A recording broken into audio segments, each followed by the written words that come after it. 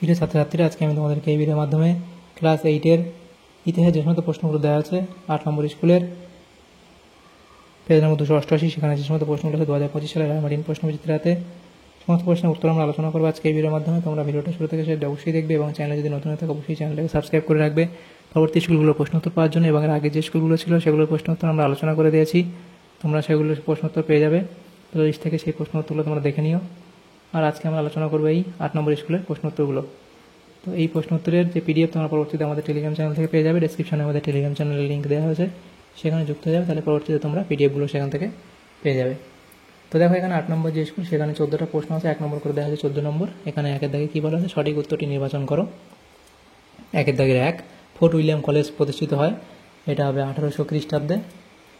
এর পরবর্তী প্রশ্ন কি, জেমস রেনেল বাংলার মোট কটি মানচিত্র তৈরি করেছিলেন, সেটা এখানে হবে অপশান বি, অর্থাৎ 16টি।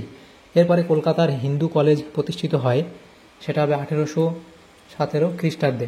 4 দাগের প্রশ্ন বলা আছে, দেখো প্রার্থনা সমাজ প্রতিষ্ঠা করেন। তো দেখো এখানে যে পয়েন্টগুলো আছে এগুলো মনে হয় এই প্রশ্ন এর উত্তর হবে না, এর উত্তর হবে যে ডক্টর আত্মারাম পাণ্ডুরঙ্গ। তো এইটা হচ্ছে উত্তর, আত্মারাম পাণ্ডুরঙ্গ।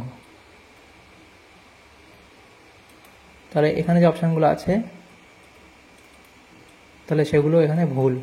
তোমরা এটা একবার তোমাদের ক্লাস শেয়ার থেকে তাও দেখে নিও। পরবর্তী প্রশ্ন কি, ভারতের মুসলিম সমাজের আধুনিকীকরণের অভিযান প্রথম শুরু করেছিলেন, তাহলে এটা হবে তোমাদের sir Syed Ahmad Khan, option B. এর পরবর্তী প্রশ্ন কি, নীল বিদ্রোহের প্রতি সহানুভূতিশীল ছিল হিন্দু প্যাট্রিয়ট ও সোমপ্রকাশ পত্রিকা।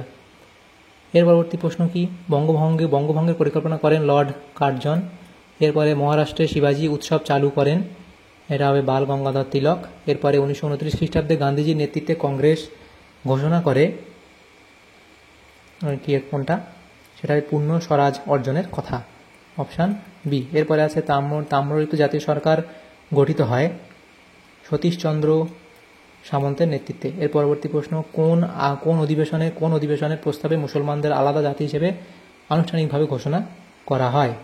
আচ্ছা, এটা হচ্ছে আমাদের 11 দাগের প্রশ্ন, সেটা আমরা এই পেজে এখানে দেখি যে কোন অধিবেশনের প্রস্তাবে মুসলমানদের আলাদা জাতি হিসেবে আনুষ্ঠানিকভাবে ঘোষণা করা হয়।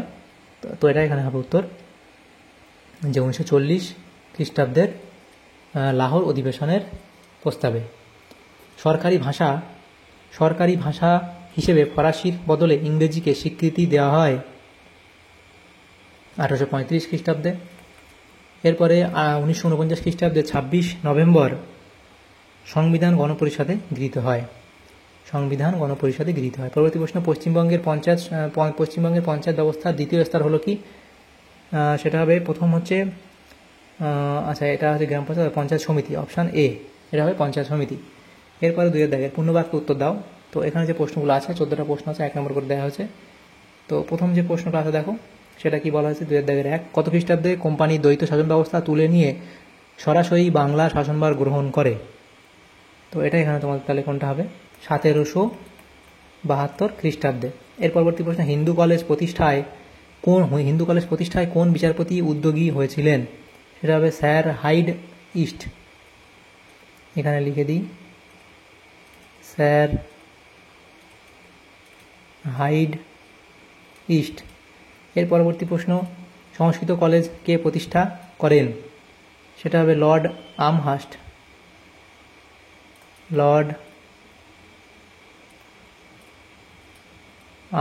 পরবর্তী প্রশ্ন, মাদ্রাস প্রেসিডেন্সিতে কার নেতৃত্বে বিধবা বিবাহ আন্দোলন শুরু হয়, তো এটা এখানে তোমাদের হবে বীরসলিঙ্গম পান্তলু, এখানে লিখে দিই বীরসলিঙ্গম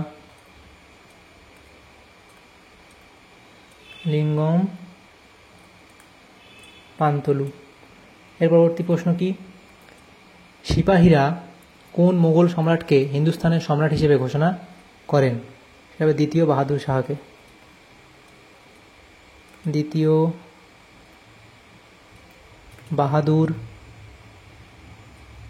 পরবর্তী প্রশ্ন, ভারতে কবে থেকে রানী ভিক্টোরিয়ার শাসন শুরু হয়, 1848 খ্রিস্টাব্দের 1 নভেম্বর।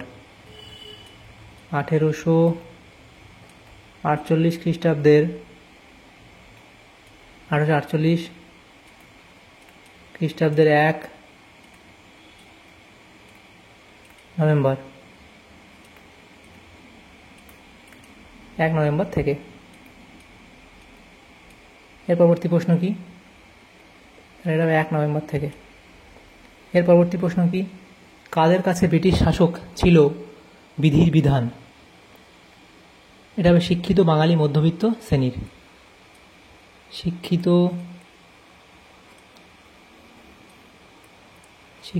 বাঙালি মধ্যবিত্ত শ্রেণীর কাছে ব্রিটিশ শাসক ছিল বিধির বিধান। পরবর্তী প্রশ্ন, অনুশীলন সমিতি কে গঠন করেন? সতীশচন্দ্র বসু।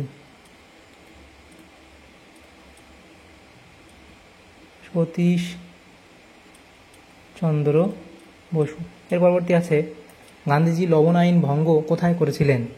সেটা হবে গুজরাটের ডান্ডিতে। তাহলে সেটা লিখবে কি? ডান্ডিতে।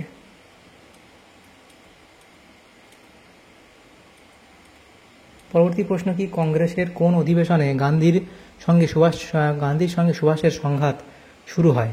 লিখবে ত্রিপুরী অধিবেশনে, 1939। ত্রিপুরী অধিবেশন, 1939। ভারতীয় মুসলমানরা তুরস্কের সুলতানকে কিভাবে দেখতেন? তাহলে ভারতীয় মুসলমানরা তুরস্কের সম্রাটকে কিভাবে দেখতেন? সেটা হবে কি? তুরস্কের সুলতানকে কিভাবে দেখতেন? তো এটা তোমরা লিখবে কি? সেটা যে খলিফা বা ধর্মগুরু হিসাবে দেখতেন। যে ভারতীয় মুসলমান তুরস্কের সুলতানকে ইসলাম জগতের খলিফা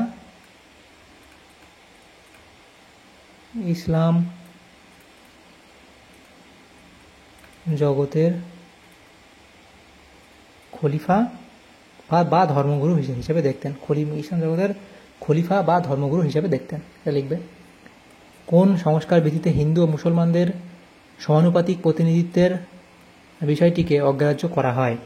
তো এটা মার্লে মিন্টো সংস্কার বিধি হবে। তো এটা একবার তোমরা তোমাদের ক্লাস শেয়ার থেকে দেখে নিও। এটা হচ্ছে মার্লে মিন্টো সংস্কার বিধি 1909। মার্লে মিন্টো সংস্কার বিধি 1909। তো এটা একবার তোমরা তোমাদের ক্লাস শেয়ার থেকে দেখে নিও। এর পরবর্তী প্রশ্ন কি? সংবিধানের কোন অংশকে সংবিধানের বিবেক বলে মনে করা হয়? লিখবে মৌলিক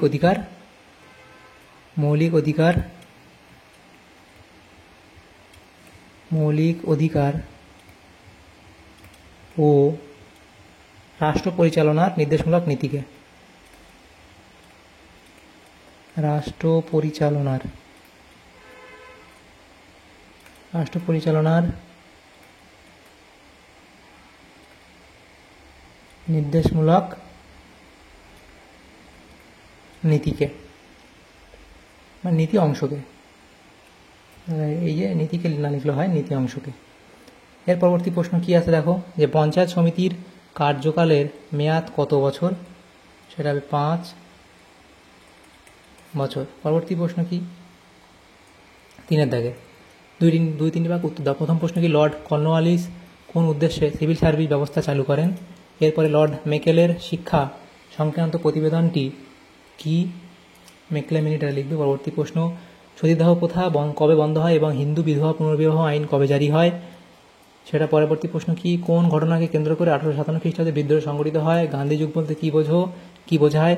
জাপানের প্রধানমন্ত্রী তেজো আজাদ হিন্দ সরকারের হাতে কোন 2টি দ্বীপপুঞ্জ তুলে দেয়? আন্দামান নিকোবর দ্বীপপুঞ্জ। পরবর্তীতে এগুলো শহীদ দ্বীপ ও স্বরাজ দ্বীপ নাম করে রাখা হয়। পরবর্তী প্রশ্ন, সভা সমিতির যুগ বলতে কোন সময়কে বোঝায়? এর পরবর্তী প্রশ্ন, 3 দিনের তামাশা বলতে কি বোঝায়? এর পরবর্তী প্রশ্ন, সাম্প্রদায়িক বাঁটোয়ারা নীতির মূল কথা কি? এর পরবর্তী আছে কি? সেটা হলো অথবা প্রশ্ন, আলাদা রাষ্ট্রের দাবিকে কোন 2টি পার্টি গুরুত্ব দেয়নি? ভারতের সংবিধানের প্রস্তাবনায় ভারতকে কিভাবে বর্ণনা করা হয়েছে? জেলা পরিষদের প্রার্থী হওয়ার জন্য কোনো ব্যক্তির কি যোগ্যতা থাকা দরকার? পরবর্তী প্রশ্ন কি? 4-এর দাগে 4-5টি বাক্যে নিচের প্রশ্নগুলির উত্তর দাও। প্রথম প্রশ্ন, বিদ্যাসাগর কিভাবে নারী শিক্ষার বিস্তার ঘটান? আলিগড় আন্দোলন সম্পর্কে সংক্ষিপ্ত টিকা লেখো। চরমপন্থী রাজনীতির উদ্ভবের 3টি কারণ লেখো। এরপরে বয়কট আন্দোলনের মূল বক্তব্য কি? গান্ধীজির অহিংসা সত্যাগ্রহ আদর্শ বলতে কি বোঝায়? নৌবিদ্রোহ সম্পর্কে সংক্ষিপ্ত টিকা লেখো, তাহলে নৌবিদ্রোহ সম্পর্কে লিখবে। পাকিস্তান প্রস্তাব সম্পর্কে সংক্ষিপ্ত টিকা লেখো। অথবা দিয়ে প্রশ্ন সাম্প্রদায়িকতা তৈরিতে দ্বিজাতি তত্ত্বের ভূমিকা কতখানি? ভারতের সংবিধানে ধর্মনিরপেক্ষ কথাটির অর্থের ব্যাখ্যা করো।